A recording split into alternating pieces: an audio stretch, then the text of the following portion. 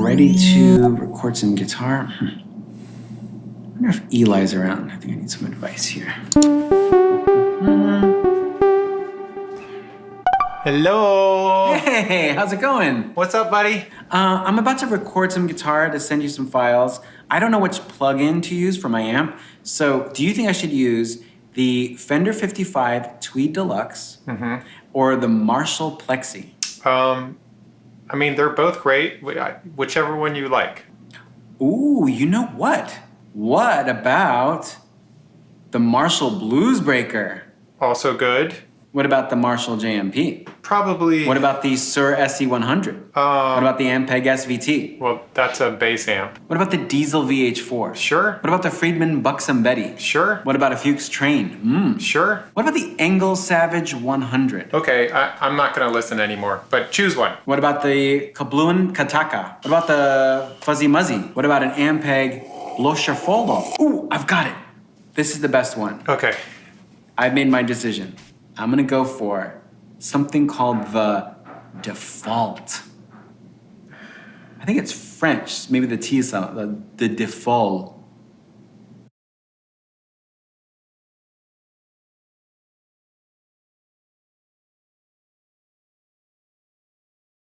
What about the Marshall KM 2200 0056 3101 111 25,000K? Oh, I think the K was wrong. Sorry. The Marshall 21,000 010333 651 125,000L. Hey, how's it going, everybody? I'm Ben from Universal Audio, and welcome to another Office Hours. Hope you guys all had a great weekend. And it's Monday morning, so that means that we're back here to answer all of you guys' questions about Luna, but most importantly, to have a good laugh with our good friends Fred and Eli. As you guys probably saw, 12 Days of UAD is launched as of this morning. It is up. It is one of the best sales of the year. Not only is it the best sale, it's always the funniest sale of the year. It's the one that we have the most fun with. So look forward to that's only the first of 6 videos with Fred. So there's more hilariousness yet to come. But let's get down to business. Let's answer some of you guys' questions. And to do that, I've got Matt and Drew with me. How you guys doing today? Good. How you doing, Ben? Doing Morning, well, everybody. doing Morning, well. Ben. Morning, Matt. Oh, man. That I can watch that Fred. I have watched that Fred video over and over again, and I can continue to watch it over and over again. Every time. I love him. Man, those were so much fun. I was lucky enough to be on the calls with them while they were filming them. Which luckily, thankfully with Zoom, you can just mute and stop your video, so I wouldn't, mess them up. So I was just over here dying laughing. Oh man, you guys have a good weekend? Yeah. Very low key. Yeah. Yep. That's how you do it. That's how you do it. Man. Well, see the. How about you? Pretty good. Pretty good. Yeah. Did I had a buddy in town visiting for the weekend, so done a nice little socially distant outdoor hang, and got to crack open our new little tiny fire pit in our backyard. Oh, nice. Word of advice: don't have mulch underneath your fire pit. I guess mulch is also wood and catches on fire sometimes. So maybe gravel. Gravel would have been a better choice. Yeah. I think there's lots of things that would have been better choices. But the house is still standing. Nobody died. Just, a little extra smoky. That's good. And I've learned my lesson. So I learned something over the weekend. But well, I see the chat's already going like crazy this morning. I saw one really early on that I wanted to chime in on, because someone was asking Fatso or Distressor. And that's a really hard choice. Really is. Really. Matt, what would you go with? If I had to pick one, probably Distressor. I find myself reaching for that for more things, but you can't beat the Fatso if you want to warm something up. right? Yeah, that's the deciding factor for me is the warmth circuit is that, it's a high frequency limiter and there's the distressor won't do that thing. It won't do that part of it. So, so to me, distressor beats Fatso as for compression, straight compression, and and maybe even saturation and analog modeling, like the distortion 2 circuit, getting those even ordered harmonics in there. But if you need that warmth circuit, that high frequency limiter, nothing, then you got to go Fatso. So I think that's the deciding factor for me. Absolutely. Yeah. As a compressor that you can't, the distressor is just the most flexible. Oh, Yeah. It's, you can compress anything with that. You can get any sort of compression style, shape, and sound. The Fatso, however, it's, it's a tape simulator. It does a lot more warmth, but also the spank circuit on the Fatso is also, that thing's no slouch, man.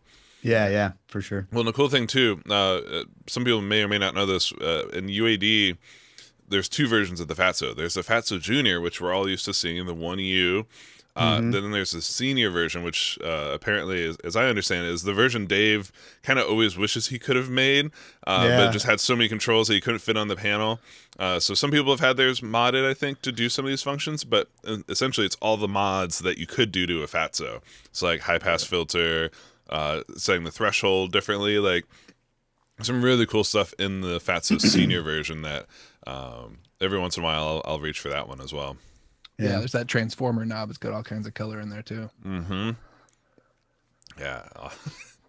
Only I can prevent forest fires. Yes. Luckily, luckily there was no.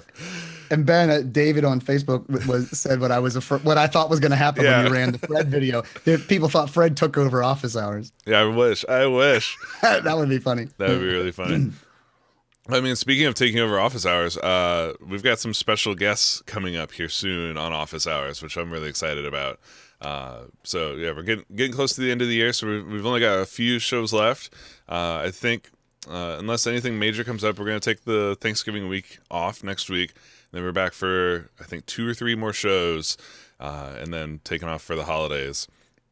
But before we go, we've been lining up some really fun stuff, some special guests, and also some incredible giveaways, because you guys as a community have been here all year hanging out with us, and we want to give back to all of you guys before we sign off for the year. So that's all to say. Don't miss a Monday between now and the end of the year, because there's going to be some good stuff coming up. Speaking of good stuff coming up, this week we're launching a beat maker contest. The details for that, I think, are going out tomorrow. That's going to be for anyone that's making beats or interested in having their songs mixed by professional Grammy-winning engineers. Check your inbox tomorrow for a really special contest, giveaway, live stream. It's a whole bunch of stuff all wrapped up into one that I think is going to be incredibly fun for you guys.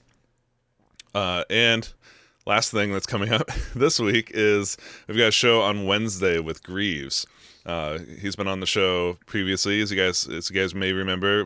Greaves came on like really early on in office hours, and we gave him Luna, and like 2 nights before he came onto the show, he just wrote and recorded and produced an entire song inside of Luna for us.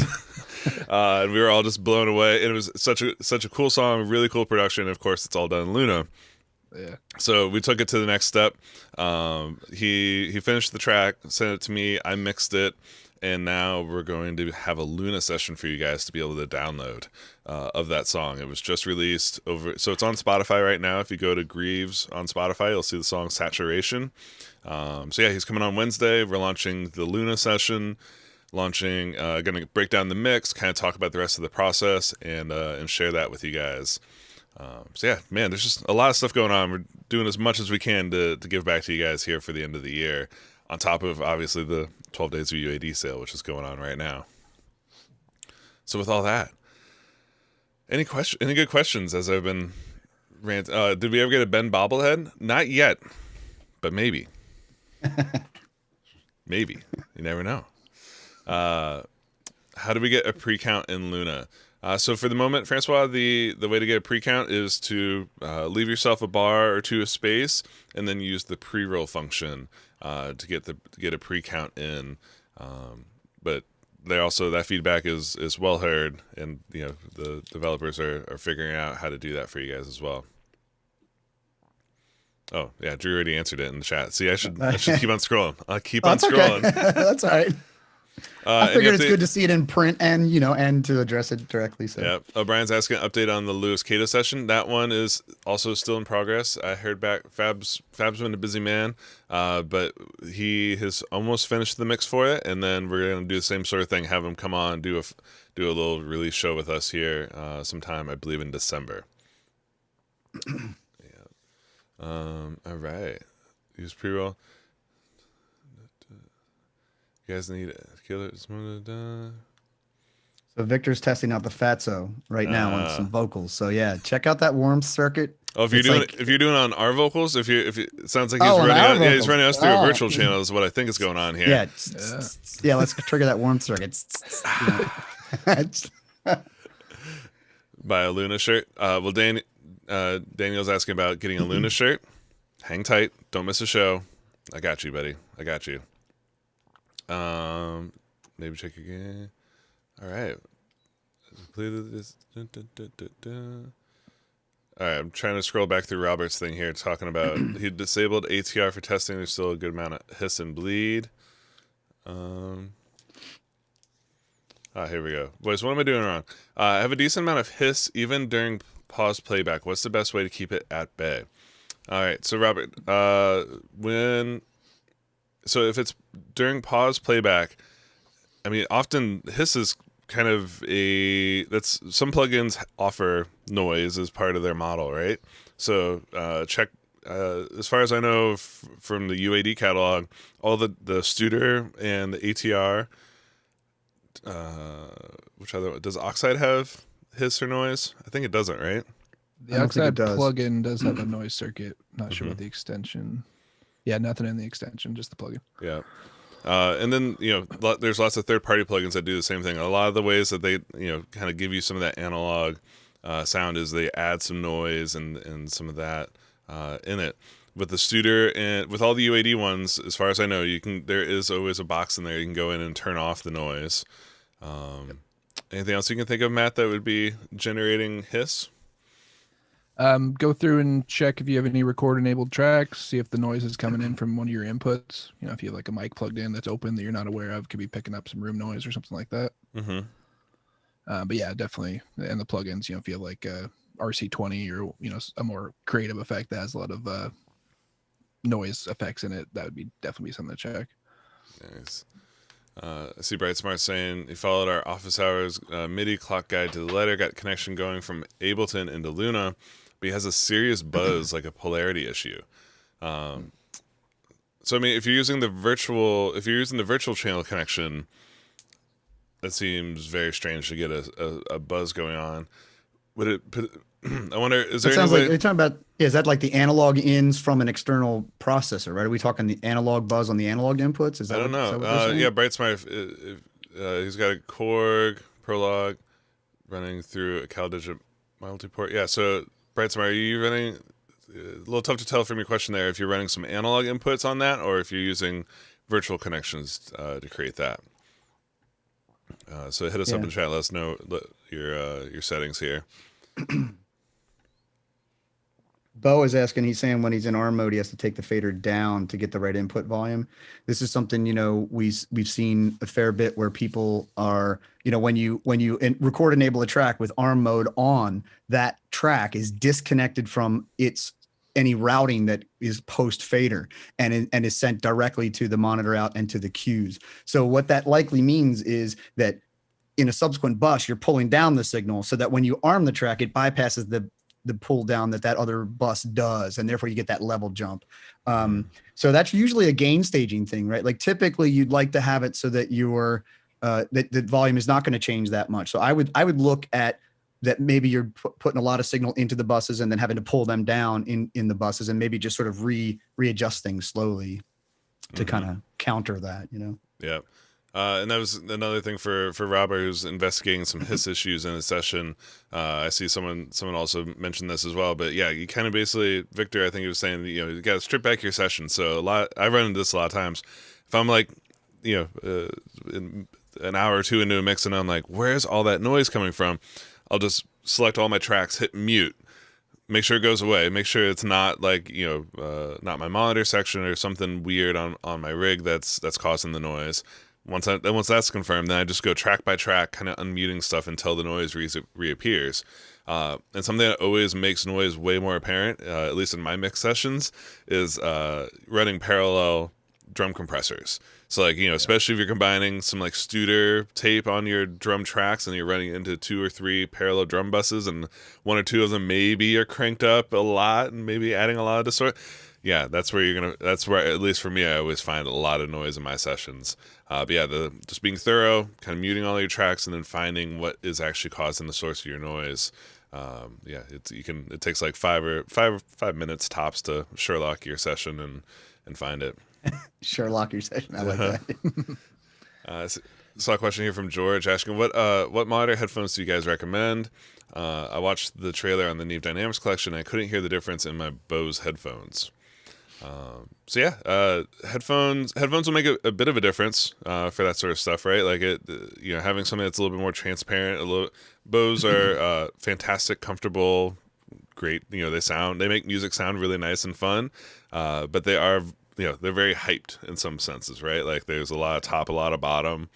For Neve Dynamics, for something like that, the effect there is more compression than anything. So it's going to be more attack. The thing to listen for, especially in that trailer, is listen to, especially on like the drum examples. Those are going to be the most easy ones to hear. Listen to the snare drum. Listen to like the shape of the snare drum and how it just gets the front end of it kind of grabs a little bit more, and then the back end of it feels like it's getting pulled in and pulled together. That's what a lot of people refer to as quote unquote glue. So a lot of times when you're listening, to those examples, really focus in on individual instruments, and then for compression examples especially, always be listening to the transient, the top of the sound, and then how that mixes together with the tail of the sound. But yeah, your question wasn't about how to listen to compression. Your question is what headphones should I get? I've got HD 600s, which I love and listen to all the time. How about you guys, Matt and Drew? I like my Bear Dynamic DT 770s for tracking. And there's 880s open back that are great for mixing. I'll give the snarky answer, which is none. Go back to speakers. Go back to speakers, boy. please. Yeah. Go back to the best option. It is, yeah, that's the thing, it is the best option. Like there's a reason why, all the best records ever made were done on monitors. Mm-hmm. Yeah. George is asking, is there a tutorial on replacing console with Luna for sending to Ableton? Matt, how would that work in your mind? Yeah, I mean, they're not really a one-for-one comparison. The way that you use console with Ableton would be console's kind of like a front-end input mixer. Lets you process all your signals before it gets recorded into Ableton, which Ableton's like the tape machine in that scenario. A Luna setup would be totally different. You would you can sync the two together like we've shown in the past to have some audio happening in Ableton, maybe some virtual instruments that you're programming there, and then recording into Luna. There's a bunch of different ways you could do it, but if you're using console with Ableton right now, using Luna instead of console probably isn't a direct replacement for what you're trying to do. Yeah, the short answer is that it's not a replacement for it, and I mean, I suppose theoretically you could have Luna and have tracks and have them on input mode, passing signal through to Ableton through virtual channels. You could jump through those hoops, but that would be kind of strange. And, I think the reality is use console when you're working directly with Ableton to create those nice input paths and to record through Unison plugins, record through, record effects and commit some of that processing. And then when you're mixing, do what Matt has shown us many times where, you can use Luna as to send to Luna for busing or vice versa to import tracks into Luna and mix there. So I see. So Bright Smart got back and says he's using analog inputs. So if you're using analog inputs, it sounded like you listed a bunch of different synth and instruments as well. So if you're hearing hiss on analog inputs from keyboards, it can be a number of things at that point. So number one thing in my experience that's caused noise, it's usually power, right? It's usually the power strip or the power adapter that you're using on it. So just make sure that your interface and your analog synths, they're on the same ground. So, like my studio in here, it's basically all the equipment is operating off of the same one ground outlet. Multiple power strips and lots of routing to get them all around the room, but they all end up going back to a single ground. So grounding issues are typically not here. And of course, a ground noise is different than a hiss. Like a ground noise, you're going to hear a hum, more of a low frequency thing. When it comes to hiss, I guess sometimes I've had cables cause hiss. Totally. I've had, just the output jacks on my synths, like, sometimes wiggling the cables will get rid of it. And then most importantly is gain staging, I think, for that, right? Is making sure you're coming out, you're giving plenty of level out of the device. That way you don't have to add more gain after the fact. So just make sure, you're keeping your volume knob. I keep most of mine between midnight and 3 o'clock, like that sort of area. So not fully maxed. So you don't want to be clipping the output of the synth. But also you don't want to be, on the left side of midnight. And then, any other suggestions, Matt, that you can think of for getting rid of noise on synths? Yeah, I think those are all great suggestions. I mean, as far as like the ground loop stuff, a lot of those synths have unbalanced outputs, so make sure that you're not like, have your signal cables and your power cables all bundled together, running parallel. They can definitely pick up noise that way. And yeah, a lot of the older synths are just a little bit noisy to begin with, so make sure you're not slamming them to a compressor or to a preamp or something like that. Mm-hmm. And you can exercising connections to moving things around, touching the TS or TRS like jacket, and to give a path to ground if there is a ground issue. Like, oftentimes just exercising things and moving things around can like sort of shake things loose. Mm-hmm. Yeah, totally. He's saying, he thinks shall reroute. It's a grounding issue. And that's last tip I'd say is having so good power, good grounding scheme, and then if you can afford it, a power conditioner does just great work. Whether you get I've got a model here that's a battery backup, so when my computer and the interfaces are connected to a battery, the power ever goes out, I don't lose my work, I don't have any possible corruption. But then also the regular outputs on it are filtered, so that way the power going to all my gear is as clean as possible. Noise, having a surge protector, noise, line filtering, all that sort of stuff is super important, especially when audio is what you're going for. It's another good. Someone was asking, David was asking if anyone's tried the Focal clears. I sure have. I've got my friends over at Focal. Send them over for me to check out. Lovely headphones. They sound like Focal speakers on your ears. Just kind of really, it sounds like a pair of like SM9s sitting right there. They're a little bit heavier than like my HD 600s. So for like longer wearing periods, I've been leaning towards wearing these ones. But yeah, man, the sound quality is impeccable. What's the what model I have? I think it's like the Cyber Power AVR 1500 or something like that is my power conditioner. But then I've also got the Monster Pro 3500, their big filtering thing as well, which is nice because it's got the 3 different circuits for speaker. It has 3 circuits. It's got a speaker, a digital, and an analog, and it powers them up in sequence. It's kind of my favorite thing in the studio. So when I wake up in the morning, I just flip one power switch. It turns on the computer and all the interfaces. Then it turns on the analog gear, and then finally it turns on the speakers. And then it does the opposite when I'm turning off the studio. It turns off the speakers first, so it kind of helps prevent any sort of big pops from my gear. Yeah, that's right. Unfortunately, not cheap, but it's lasted me for. I've had the same power conditioner, that Monster one, for at least like 10 years now.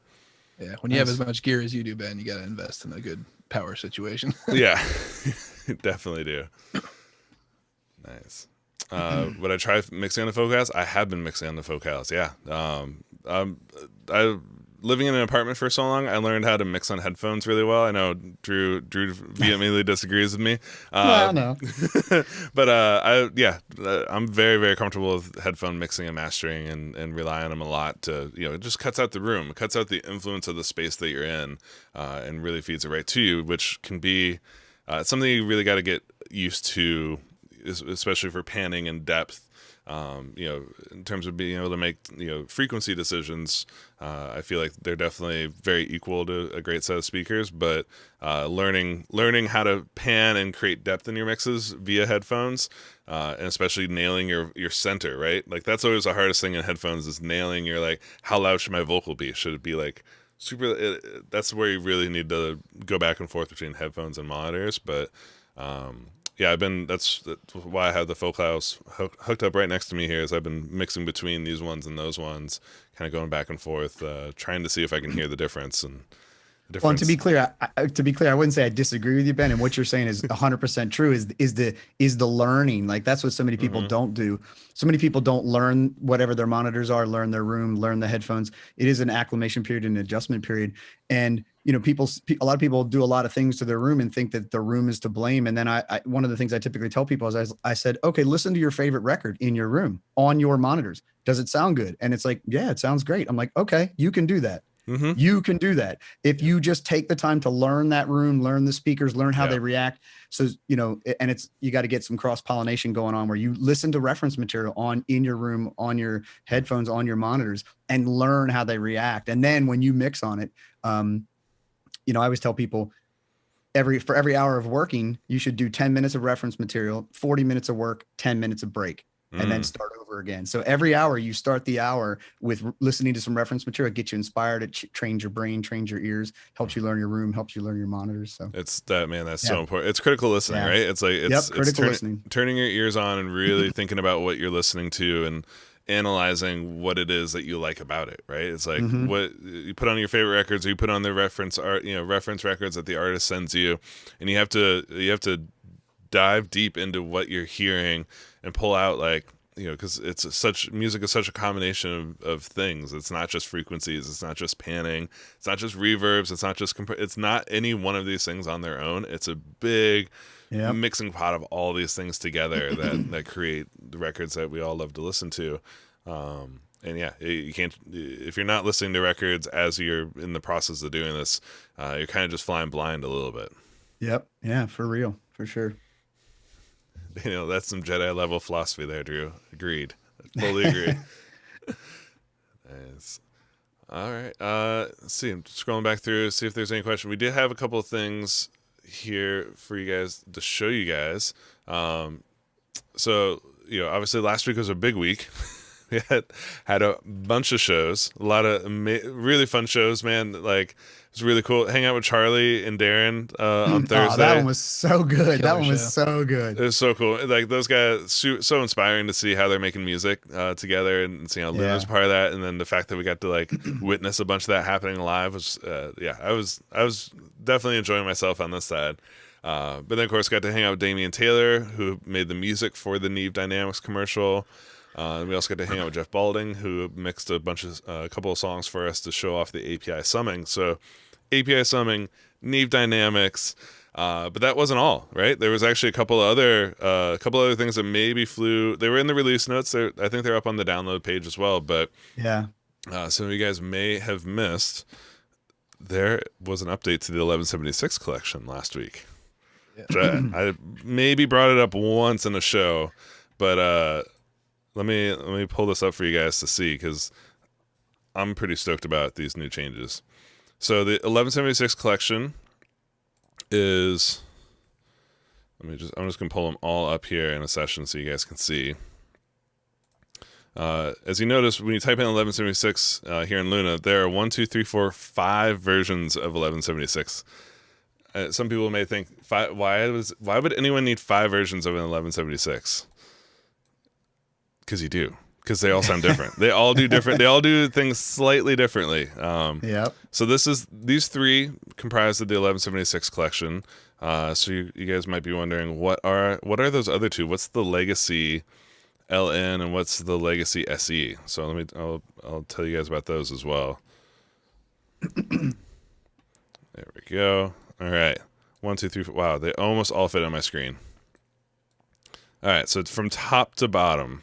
Or maybe should I go from bottom to top? Let's go from bottom to top, because these bottom 2, the ones that are labeled Legacy, these are included with every Apollo, every UAD card or satellite, everyone that owns a UA product has these two 1176s at their fingertips, and so these are kind of the OG 1176s for UAD. I remember getting these ones when I got my first UAD device, and just being graduating from Bomb Factory 76 to the UAD 76. Oh man, yeah. I was like, oh, okay, so it's supposed to sound like that. Got it. All right. Right. Yep. Now I understand. So these incredible, really great models. These are the kind of the earlier models, and then the 1176 collection. These three, the Revision E, the AE, and the A. These ones were modeled. These ones are even more thoroughly modeled. So all the transformers, every aspect of the circuit is included in these ones. Whereas some of the, I think, Matt, correct me if I'm wrong, some of the analog modeling is not in the legacy ones, correct? Yeah, the legacy ones aren't like an end-to-end circuit emulation, so they don't emulate the input and output transformers, most importantly. So they're like a little bit cleaner. They still have the characteristics of an 1176, but they don't have as much of the character and dirt to them. That happens if you really push the other models. Yeah, and the bottom one is the SE is the legacy SE is the low DSP version of it. That one I don't think there's much point in nowadays using that one, but don't discount that the original legacy, the blackface, the legacy, because while it's not an end-to-end model, as Matt said, there's something about, I remember having to go through an adjustment period where the first couple days of the new 1176s, I missed something about that legacy version. There's something about it that it's still like, I like the way it squishes stuff. It's like, it does behave a little bit differently, so don't write that one off, even though those newer ones are quote unquote, better and more end to end and mark, what we call Mark IIs, in the UAD community. Don't discount that legacy one. Yeah. Don't sleep on these. Still got a place. They certainly, I know, especially when you're trying to be efficient with as Drew mentioned, when you're being efficient with DSP, the legacy versions are a much smaller footprint, but you still get a lot of the sound, you still get a lot of the functionality. But now the cool thing with the three that are in the 1176 collection is that they've added some new features. So you'll notice most notably here in the middle, there's now a headroom control and a mix control. Yes. Huge. The fact that, so now, to do parallel compression with 1176 before, you'd have to set up a parallel bus to be able to do it, whereas now you can slam it and then use this mix knob in the middle to basically effectively do parallel compression inside of the plugin. Fantastic to have that. The headroom control, this is a feature you're seeing on almost all UAD plugins nowadays. This basically adjusts the operating level. So this is for an 1176. What this is essentially going to do for you is it allows you to move where that threshold is, right? So now you can set an input, you can set an output, and if you're like, it's compressing a little too much, it's a little too dirty, this is a global headroom adjustment. So it's going to change the color and the response of the compressor a lot. This is kind of a great way. You got two knobs here to really rescue yourself. If you feel like you're over compressing something, of course you could come and just, turn the input down and then turn your output back up. But if you want to be lazy like me, you can come in here. Oh, I'm over compressing. Great. Let me just open up the headroom a little bit. And now you've raised the threshold. You've kind of added more headroom to the unit. So you're getting a little less dirt, a little less compression, all with a single knob. Or you can come in here with the mix knob and continue to get all the compression and all the dirt, but just add back some of the dry signal. So those two features alone, like this is included. This is our free update. Anyone that already owns the 1176 collection, all you have to do is download the 9.13 UAD drivers, and your plugins will update with these new features. This doesn't change anything about the modeling or how they're set up. So if you use these on previous sessions and you're pulling those up with the new models, nothing will change. Nothing about it changed. The defaults for these controls will load up as they are, and they sound identical to how they did beforehand. All right, so those are the two most noticeable one. The one feature you guys, hopefully, maybe you guys are seeing this. It's kind of, it's like I spy with my little eye. What are the differences between these? Notice on the release knob, there's a line. There's an accent over the AE. It's a little extra accent character. What that is, Will loves to hide things. He loves to hide things and see if challenge users to find them. Right? I know, right? Well, He loves it. he totally does. So this is a push pull control, and so now when the easiest way to activate it is to just click on that line, and you see how the release knob is pulling forward. You can also, I believe, you can shift click on the release knob to pull, push pull. But what this is, it's a slope. So what this is going to do is it's similar to a sidechain filter. It is a sidechain filter. What it's doing is it's telling the compressor, listen to less of the bottom end, listen to more of the top end. So now it's going to react less to kick drums and react more to high frequency content. This confused some people initially. This because people are used to a traditional sidechain filter as being just high pass. In other words, so it's theoretically you could be using an 1176, engage that sidechain filter, and it will compress more, which is counterintuitive. Most people think of sidechaining as removing low end and causing it to create less, but if it's a bright, aggressive sound, it actually can induce more compression. So it's not your traditional sidechain filter. Exactly.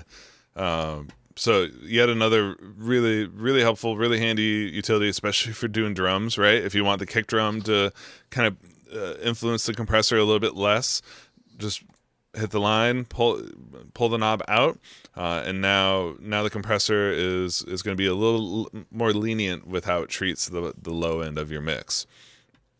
While we have it open, Ben, let's not sleep on the AE slow mode. Dude. This is a unique feature that not a lot of people know. This is the anniversary edition. Which also ironically A and E is good because it's part A revision A and part revision E. But this one has a unique slow mode where it changes the attack time to 10 milliseconds, which 1176s are either 20 microseconds or 800 microseconds. So this slow mode is like it's kind of like the best of both worlds. It's the aggression and the coolness of an 1176, but it doesn't crush your transients like a normal 1176. So definitely try that out on vocals. Nice. It's nice on a lot of stuff. Oh, totally. I may have confused or gotten a few people wondering about the word sidechain. Because so many people, we all associate sidechain with compressors. So many people associate that with feeding an external signal into a compressor and making it listen to that. But the word sidechain, actually, it's been a part of compressors forever. So for anyone who's not super familiar with how compressors work, the signal comes in, it gets fed into two places. One is the sidechain, that's the detector circuit. That's what it's listening to determine how much it's going to compress. I will use that word every once in a while when I'm talking about just the what it's listening to inside of the compressor. It's called the sidechain. So in that area, the compressor is determining how much am I going to compress. The other side of the signal is the actual audio signal, and the sidechain says, cool, hey, it's reaching this threshold, I need you to compress this much, and it tells the signal, all right, now turn it down this much. In 1176s, it's using FET transistors to be able to do that. On a SSL compressor, it's using VCA chips to be able to do that. So this is where the topology of the compressors, you'll notice the reason why we have so many compressors, why we all care about having 15, 20 different compressors at our fingertips, is all these topologies, all these interactions between what it's listening to and how it compresses it. That's what essentially creates the sound for the compressor. I call that it is called the sidechain, but it can be kind of confusing because it's just internal to the device. It's not necessarily an external signal being fed in to listen to. By the way, we have a great blog on this. So if you were to Google UAD, compression blog or something, you're going to get, and it has some excellent graphics. You'll get there's some blogs that we've done over the years that explain a lot of this and have some nice visual aids. So definitely check those out. Yeah, and I see Barry's asking, is it a tilt EQ into the detector? Yes. That's exactly what this is doing. It's a tilt EQ for the detector circuit, otherwise known as the sidechain. Yeah. Exactly. So, Michael, I see a bunch of people kind of wondering about this headroom control and the mix knob. So I guess Drew or Matt, you guys mind explaining a little bit more about how that headroom control actually works?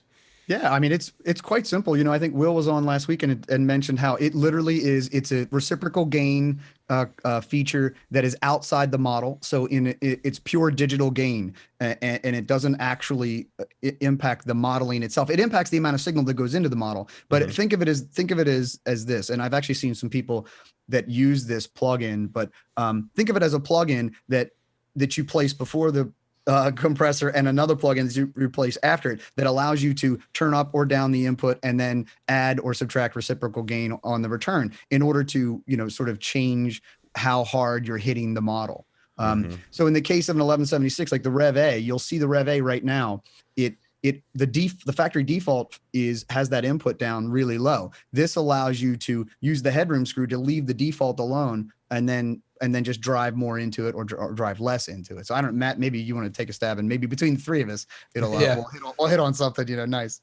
Yeah, just to touch on what you said, it's basically the equivalent of putting like a gain plugin in front of and after, and lowering the gain going into the plugin, and then raising it coming out of the plugin by the same amount. Right. So you're actually hitting the plugin at a lower level, but then you're compensating for it afterwards. So what comes out of the plugin is the same volume, just the processing is happening at a lower level. Right. Yeah, so that way it's influencing the amount of compression, the amount of color and character that's being added to the sound. It influences absolutely every aspect of it. Let us know how we did, Marcus, in the chat. Let us know how the three of us did. I see Damon's asking if I can explain the hidden wheel knob on example on drums. Yeah, so actually let me go ahead and I'm gonna pull the AE over here onto a track, which I should be able to record some drums. Let me see. I might need to pull it in. Did I mess up my shape? I might have messed up my shape. You know what? So let me take 2 seconds. Let me find a splice loop for you guys, and let's hear this in real time. Samples. Favorite drum loops.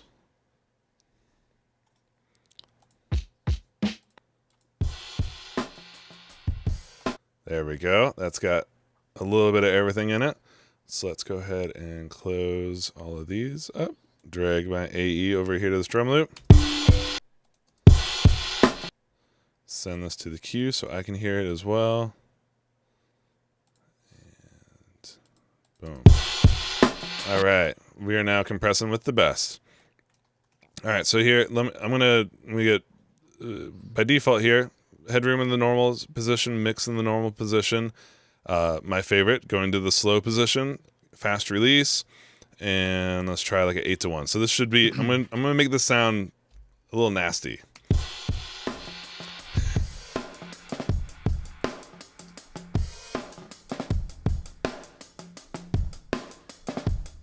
All right, so you see how the needle, especially when you see a little bit of a kick drum, right? It'll go even a little bit further than it does for the hi-hat or for the snare drum.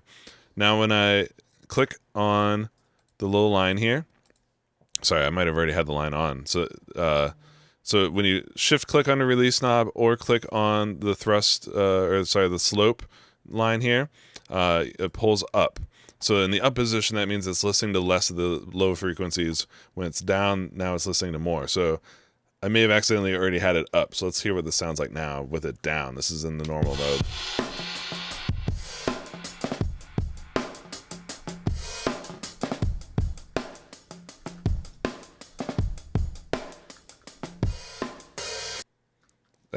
You guys hear the difference that made? It's kind of crazy. Let me do that again. Let me just loop on this here so that way it keeps going. So I'm just gonna keep on bringing this in and out. Hopefully you guys can see the shadow and the knob coming in and out. So when it's down, it's in normal mode. When it's up, it's in this kind of sloped mode.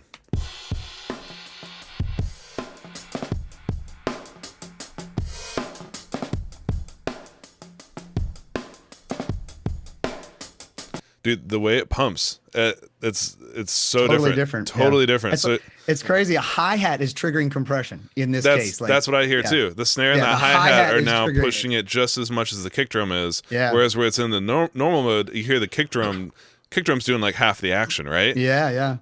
See, that's what's cool about that tilt as opposed to a traditional just a high pass. High pass would only, impact the kick, but this is so you can imagine how good that is for vocals. Like imagine a vocalist who, when you have a lot of proximity effect, you don't want that to trigger compression, and you want when they belt and lay into it to grab more. It's kind of like another way. It's kind of like the little notch in the Distressor detection circuit. It kind of is like that, but in that it'll go after those more excited high end. Yeah, that's awesome. That's a great example, Ben. That's a great example. Random loop for the win. So now let me show you guys what the Headroom and the mix controls can do in this scenario. So now this time, as I'm playing it back, I'm going to mess with the Headroom control, and you'll notice as I pull it to the left, it's going to hear less compression, less color, but the overall level is going to stay exactly the same.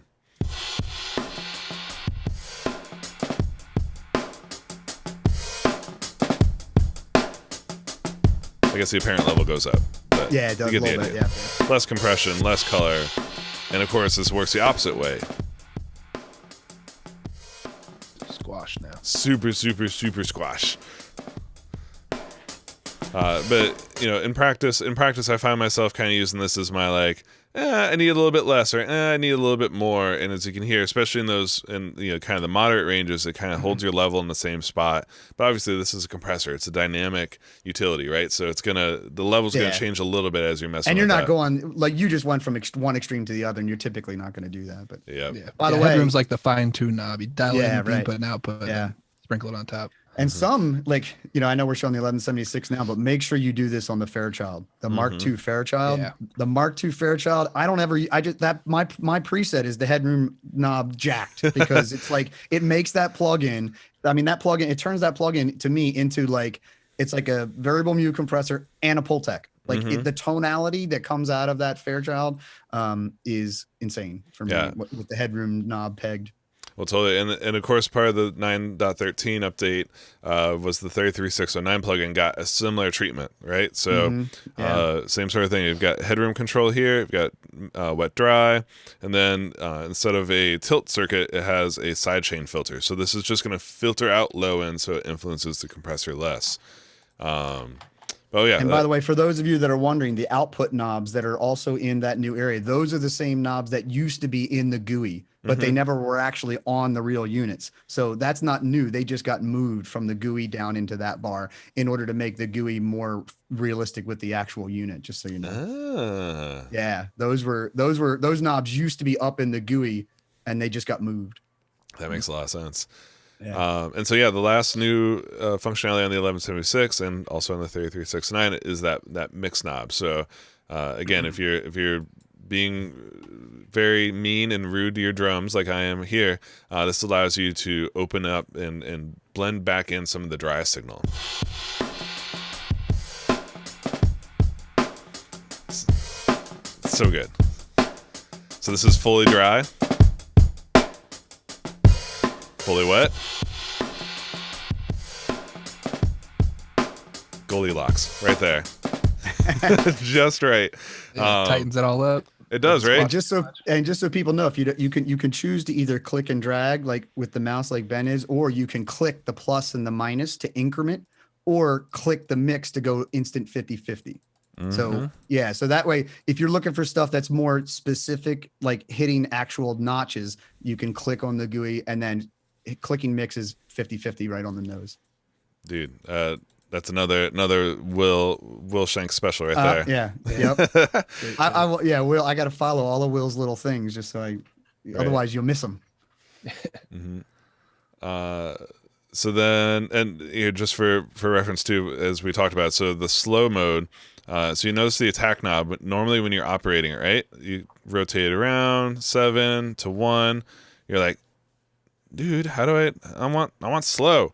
Slow is one of those ones. Click on slow, or is this another? It's not a shift click, right? Click on the word. Yeah. Yeah, you just gotta click on the word to activate the slow mode. It clicks it into a different space. But yeah, so I've had it in slow mode because I personally really love how that sounds in drums. But let me show you guys what it sounds like with just the regular attack controls. Because again, the attack and release have such a huge influence on how the compressor sounds.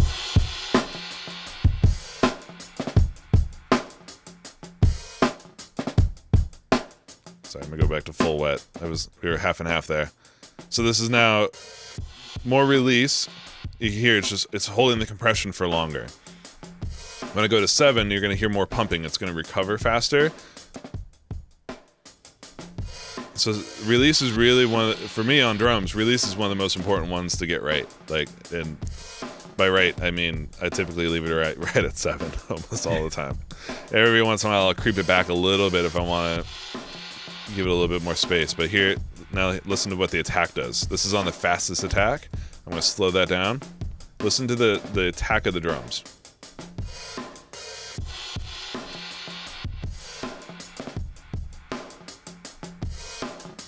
Now you're hearing the front edge. You're hearing just a little bit of the front edge of the kick and the snare.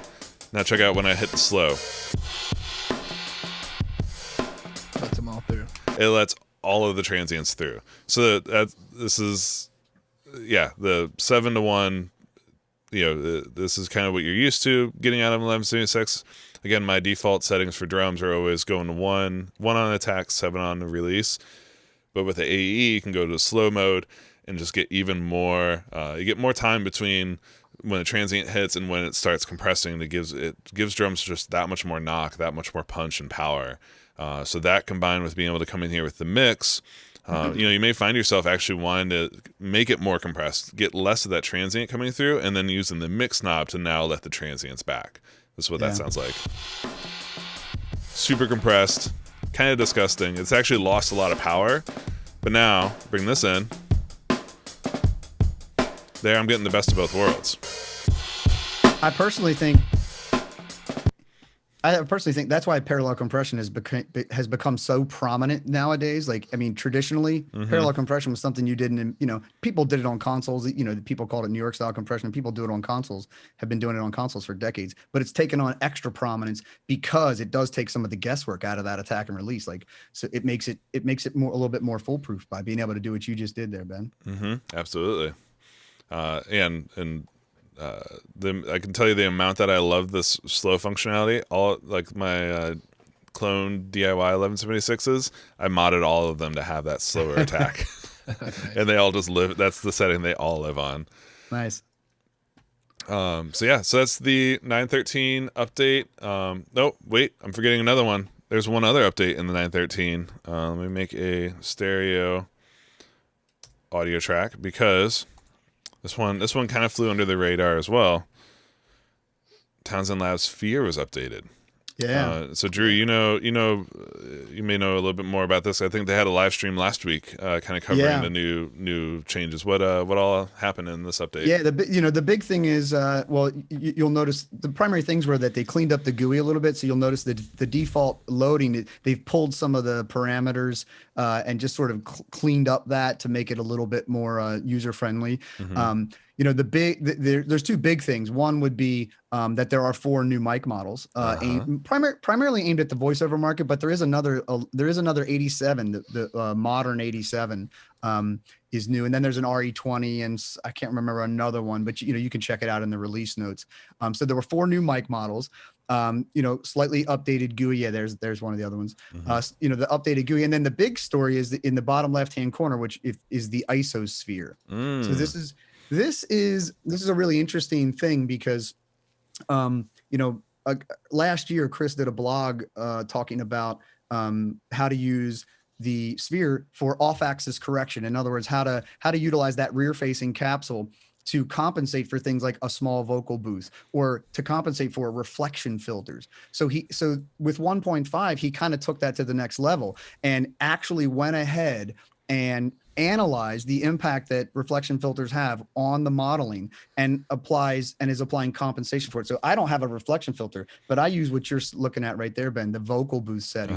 The vocal booth setting works really well for me. My vocal booth is about 5 by 15, and small room acoustics are generally not very friendly for vocals. They can tend to have a lot of low mid buildup. They can be muddy. They can be a little, I don't know. They're just not very flattering. It's nicer to be, you should, when given the choice, anyone would rather be in a beautiful big studio like Ocean Way or something like that, but we all have booths and a lot of people use these reflection filters. So anyway, this is a really cool, simple, foolproof way of sort of compensating for some of the nastiness, or not nastiness, but some of the drawbacks that these reflection filters have, and just made it kind of set and forget. So just to, if you close out of that and you go back to the dual mode, if you're brave and you go down into the bottom and turn on the off axis correction, over to the left, and then adjust your pattern to like hypercardioid. Basically what you're doing is that, but the isosphere is kind of a simplified version of that. Gotcha. Yeah, so it's kind of an extension of that. So 4 great new models, this cool set and forget isosphere mode that's going to help the mic sound better with your reflection filters or in a vocal booth. Well, yeah, it's cool that they actually modeled like the SC reflection filter, the Kotoka eyeball, like some of these very prominent vocal filters that people are using. Chris is no joke. He's a smart dude. When he does something, he's going to do it thoroughly. And he actually got a patent for this. So it was, he put a lot of time into it and wanted to try and address that issue in a super, comprehensive way. So it's a great update. That's really good. And just in case people are going to ask, it's not in the Ocean Way or Bill Putnam mics. But if you want that, then, make sure you let Townsend Labs know, because it's something that they're looking at. See, D Millionaire is asking, will we add the same abilities to the legacy, or add the options to disable the input-output model in the AE versions? I don't believe they will. So yeah, they wanted to keep the legacy ones as is, and again, the 1176 collection one, it's an upgrade, but it's you're upgrading, you're getting the models, you're getting the extra features. So yeah, they're going to keep those two as 2 different products. So yeah, don't hold your hopes up for them updating the old ones with the new features. Yeah. Nice. And then there was also in 1.1.1 for Luna, there was a couple other small but nice quality of life improvements that were in the release notes. So hopefully you guys are like us and you geek out and read the release notes whenever you do an update. But if you missed them, so suspend groups is now just for user-made groups. So what does that mean? So that means if I make a Ben group, and I'll make another group over here, call this loops. All right, so now I've made 2 groups of my own. When I hit Command-Shift-G, notice how those 2 groups are the ones that are getting suspended, which you can also toggle here with the little toggle. But my selection grouping stays active all the time. If I turn on the all tracks group, which means I would be editing all of my tracks at the same time, it's a very helpful group to turn on if you're going to make a big global edit. Those stay on regardless of if I suspend my groups or not. So those of you who are going to have to come over here and just click on the name of them, and you'll see they go from yellow to white, which represents that they're turned off. So yeah, that's just a nice little thing. So that way, you can. I find myself doing this all the time, where I'll turn a group off momentarily, but it's kind of nice to still have selection grouping available, so I can continue to, just quickly select a couple tracks and make quick changes. Yeah, 100%. That's a great little time saver. And you can use Control-G to disable selection grouping independently as well. Oh, yeah. Good call, Matt. So Control-G, not to be confused with Command-G. Command-G creates groups. Control-G, the one on the left, turns selection grouping on and off. Yep. Nice. Good memory, Matt.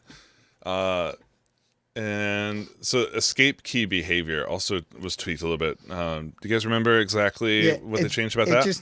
The escape key will hit the escape right now and it'll deselect tracks. So basically it's a clear track selection, which is nice, especially when you're dealing with groups and with selection grouping, where you're about to do something and you don't want it to apply, to errantly to a track or whatever. Then the escape key just kind of gets rid of that for you. I've done this many a time where I'm like, I start making a move. I'm like, oh crap, I accidentally had everything selected. So now we can do, I accidentally made the move. I've pulled down my main fader. Didn't mean to do that. So I hit Command Z to undo, and then now just hit escape, clears the track selections, and now I'm free to move again. That's one of those. Yeah, it's like you didn't know you needed it until you got it. And then solo safe. There was an update to how solo safe works. How's this Drew, or actually, Drew, should I share my screen with you, or let you share screen to show off this one? Yeah, I can. Yeah, I can show you this one. Yep. So this one, this is granted, this was an edge case. And hopefully, yeah, you still got me. Yep. Cool. Yeah, this is a bit of an edge case, but we've demoed this before, and this comes into play when you're dealing with summing scenarios. So I've got a session right here, and you'll notice that instead of going to outputs, instead of going to the main input, this is a summing session. So I have all of these sessions, all of these tracks are routed out to external. My Burl B32 external summing mixer, and so the idea is that. And then everything comes back on this print track. So I have a print track that is labeled set to my Burl left and right. So that's the return there. So they're going out of my X8P outputs and coming back to the Burl. And so during a summing scenario, you are obviously not using the internal main output of Luna. You're instead using an external analog mix bus, and you need to bring that back. And so in this case, and that's what this is. This is my print track, and I have it set to input because otherwise I won't hear it, right? Because you're not bringing back in the summed signal. So what used to happen prior to 111 was that when you had ARM mode on, oh, and by the way, you'll notice I have this solo safe. So I'm right clicking on the solo button and I've chosen solo safe. The reason for that is because since this is my return track, my print track, I can't have it being cut or muted when I solo tracks. Yeah. So that's key. That's key here is that's solo saved. And then prior to 111, what would have happened is if I'd have soloed a track, it wouldn't have held that solo through to this. Like this, so this is kind of an under the hood geeky change, but the bottom line is this, that I can now, what I'm about to show you, I couldn't do otherwise. So I'm just gonna hit play and you'll see, nothing comes back until my track's on input. And if I want to solo inside of it, so now this track is being soloed, being sent out through the analog summing and coming back here. Yeah, and it's constant. It's always keeping that solo safe going. Yeah, it's in this prior to 111 in ARM mode. This wouldn't work, right? So we had to do a little under the. You might have noticed when you did 9.13 that you did that there was a firmware change. There was a firmware update as a part of 9.13 for your devices, and that firmware change was to get this to be working with your Apollo. So yeah, and previously when you and I when we've shown off summing setups before, right, Drew? One of the things that we highlighted was we would take it out of ARM mode. So this worked as what Drew just showed. It's been working, but only out of ARM mode. Correct. So now the change is that you can keep it in ARM mode. The advantage of keeping it in ARM mode is now you can do processing on that track in real time. Yeah, right. So you might have noticed in my session I have an SSL compressor and a precision limiter on this track. So we're hearing this on my print track, and that's where ARM mode is good. Now it might be, in our previous examples, you still might want to turn off ARM mode because you might want to have an audio units plug in here, and ARM mode will lock that out. But in this case, I'm just kind of working and just have an SSL compressor and a precision limiter on there. So it's a subtle thing, but important for people that are doing those summing workflows. Absolutely. So that's all, as far as I can tell, that's all the 9.13 and 1.1, the major changes, at least some of the ones that we didn't quite get to. Let me scroll back here through the chat. Andy's asking, Drew mentioned, can we look at the Fairchild? Sure. That headroom knob. The headroom. Man. All right, so let me bypass 3369 1176. All right, so this number one for me. I'll show you guys the Ben preset, and then we'll compare it with the Drew preset. Mine is pull this down to 1 time constant, so it's acting as fast as possible. Check. Still kind of slow. I start with the threshold at 0. So again, I'm starting with no compression, and then cranking up the input. Yep. and then what I typically do is I'll sit here and kind of tweak this in with the threshold as I go. Mine's the same. Mine's basically the same except for the headroom screw. I just peg it. Go all the way to right? Yeah, my preset has that pegged, and then the sidechain filter at about 11 o'clock. Okay. Yeah, All right. somewhere like there. So let's see what this sounds like on that drum loop. Woo! Well, you have the threshold all the way up, so it's not gonna. Yeah, there you go.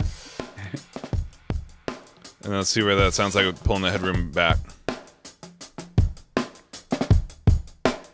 Yeah, so I'm used to this sound. I'm used to the Fairchild sound like this, but what Drew's saying, yeah. Well, mine's mostly for vocal too, you know, like, and you probably need some makeup gain with that drive. With the headroom screw all the way up, your makeup gain will need to be up a couple dB. And by AB that.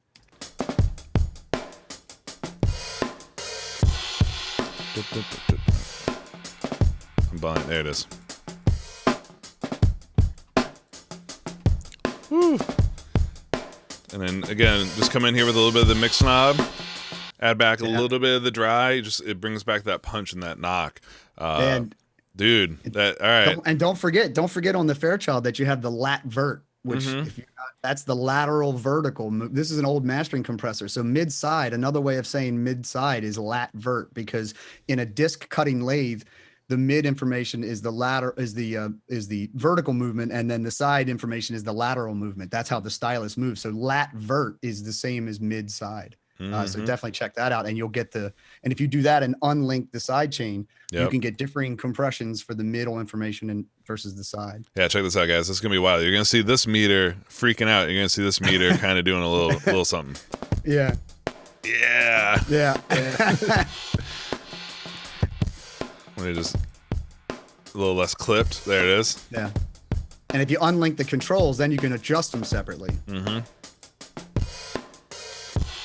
So now when I move this one, I'm moving all the side information, and when I move this one, I'm moving the mid information. So as you heard, this allows you to just kind of open up your sides and make them crazy big. So I'm gonna exaggerate this for you guys. So that's just now we're just listening to just the side information, which on this sample sounds like a lot of oh, sorry, these are still left right. I'm mistaken. It is the thresholds that will change. There we go. So now I'm super duper compressing the middle, but leaving the sides a little less compressed. Yeah. You guys hear that now? Like, if you guys are in headphones, you're probably freaking out because it's like the drums are now just coming from behind you. They're in the house. Yeah. And I can just bring this back, add a little bit more of the kick. You can be so rude and obnoxious with this. Yep. And then use the mix knob to make it okay. It's your safety net. It totally is.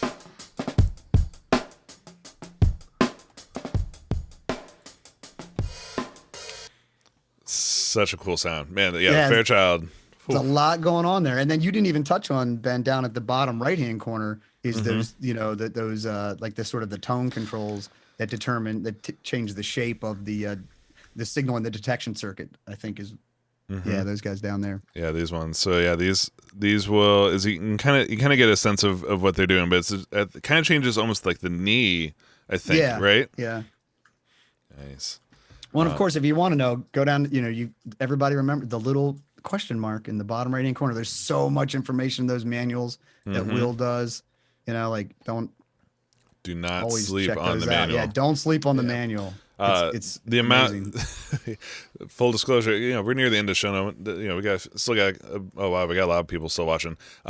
Whenever I've done like tip videos for UA, like all the 5-minute tip videos, I basically on another screen have the manual up, just because I'm constantly pulling out knowledge and tidbits that Will, Theo, and the crew that work on the manual.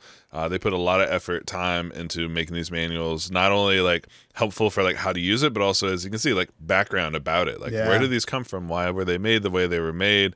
And then you get such a thorough explanation of every control and how these plugins are put together. So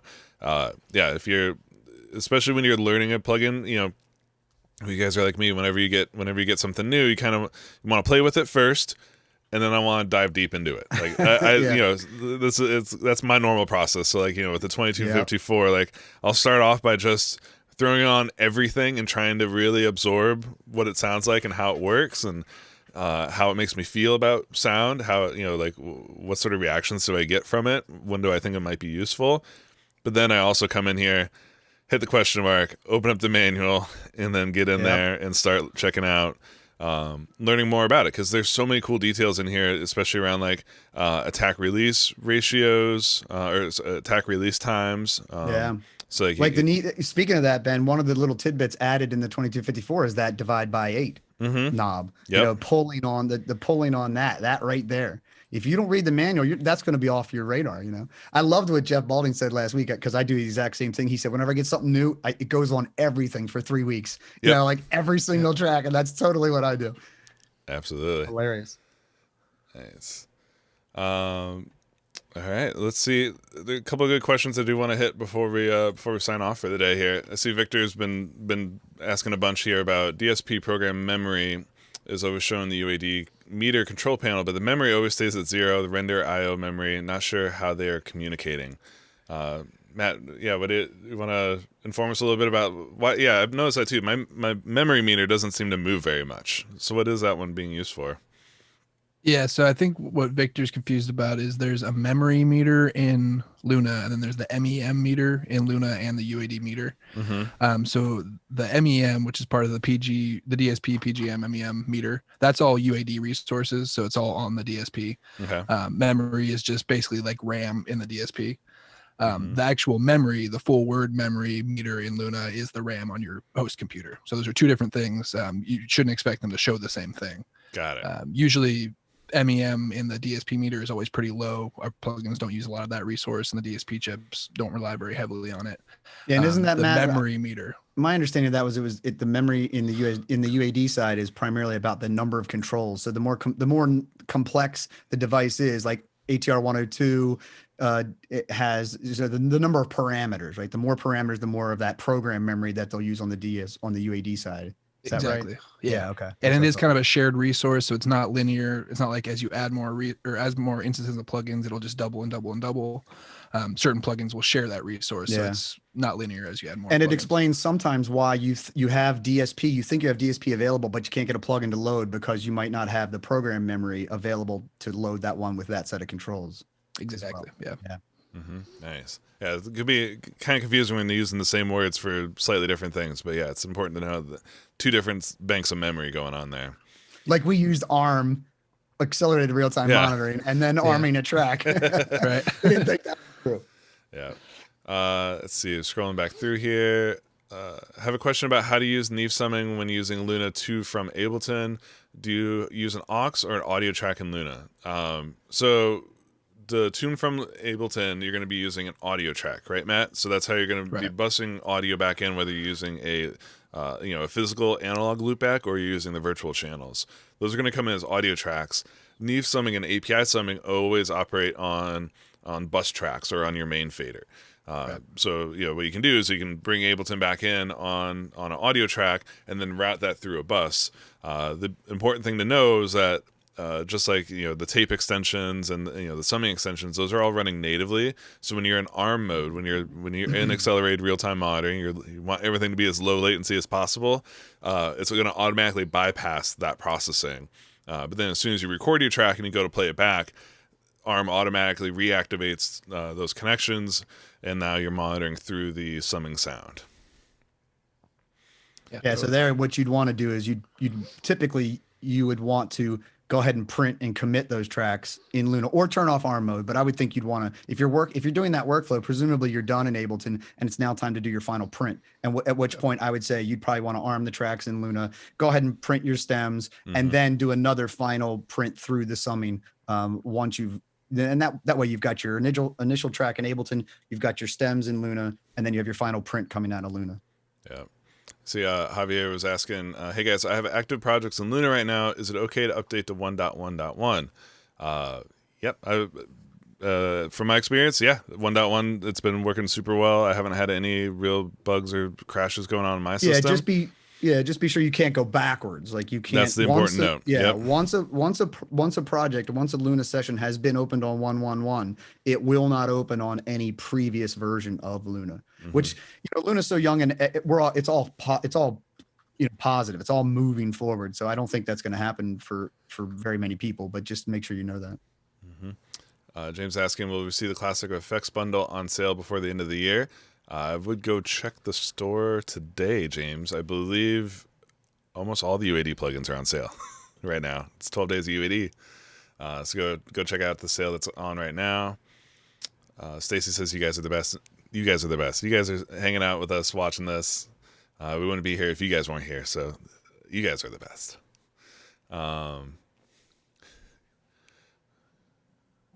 This would be a boring show if it were just the three of us. I know, right? We were just talking to ourselves. Yeah.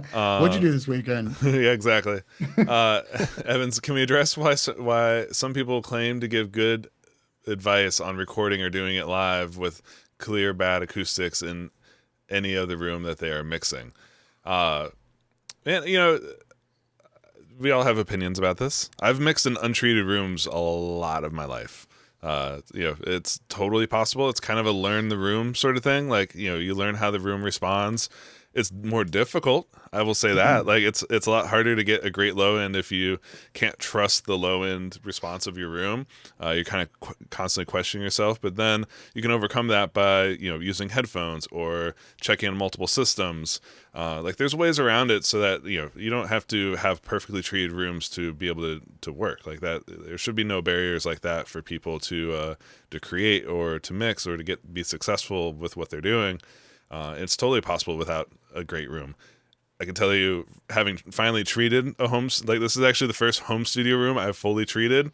I can tell you, it makes things a lot easier. Yeah, sure does. Right? You guys, I'm sure you guys had the same experience, right? Like, when you finally treat the room, you're like, oh yeah, wow, like everything sound kind of the dimension and everything about it gets a lot easier in a treated room.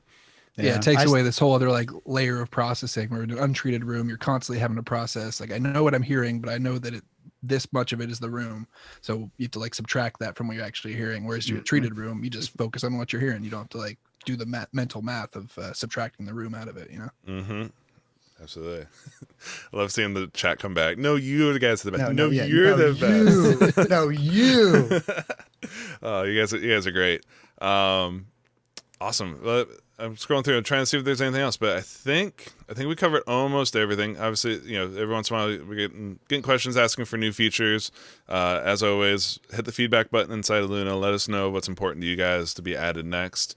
I saw someone asking for hardware inserts earlier, asking for sidechain, actual sidechain when we were having the sidechain discussion earlier. Yeah, keep on letting us know. Even if you've submitted it once, submit it twice because they're tallying up. They're always constantly monitoring that and tallying up how much people are requesting things, and that kind of helps them judge the order of importance. So and it's incremental too. Yeah, it's incremental too because we released delay compensated outputs in 108, and then we in 111 what I just demonstrated the arm soloing thing. It's those are interwoven into hardware inserts, so it's a process, and it's absolutely. Well, guys, man, what a fun Monday show. We had a few other things. We've got a few things on deck that we can show you guys in a future show, but it was really fun answering all you guys' questions and really diving in deep to some of the stuff that we didn't get to cover about 9.13 or the 1.1.1 update. So guys, man, it's been a great show. We're back Wednesday with Greaves debuting his Luna session for the song Saturation. So between now and then, your homework as the audience is to go out, listen to, check out Greaves on Spotify. His latest single is called Saturation. As soon as you listen to it, you're gonna recognize it because we've featured on Office Hours before when he produced it. But now it's fully mixed, mastered, and then on Wednesday we're gonna be diving into the mix and showing you guys what that Luna session looks like. Nice. And then, fingers crossed, it'll be available for download the same day. Ooh. Exactly. Nice. So it should be fun. Well, guys, everybody, go have a great week. Go make some cool music, and we'll catch you back here on Wednesday. See you guys. Peace. Ready to record some guitar. I wonder if Eli's around. I think I need some advice here. Hello. Hey, how's it going? What's up, buddy? I'm about to record some guitar to send you some files. I don't know which plug-in to use for my amp. So do you think I should use the Fender 55 Tweed Deluxe or the Marshall Plexi? I mean, they're both great. Whichever one you like. Ooh, you know what? What about the Marshall Bluesbreaker? Also good. What about the Marshall JMP? Probably. What about the Sur SE100? What about the Ampeg SVT? Well, that's a bass amp. What about the Diesel VH4? Sure. What about the Friedman Buxom Betty? Sure. What about a Fuchs Train? Sure. What about the Engel Savage 100? Okay, I'm not going to listen anymore, but choose one. What about the Kabluan Kataka? What about the Fuzzy Muzzy? What about an Ampeg Loschafolo? Ooh, I've got it. This is the best one. Okay. I've made my decision. I'm gonna go for something called the Default. I think it's French. Maybe the T sound, the Default.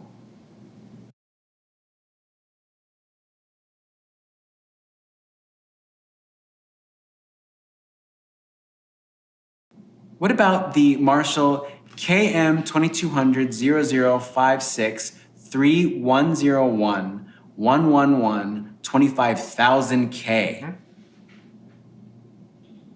Oh, I think the K was wrong. Sorry. The Marshall 21,000 010333 651 125,000L.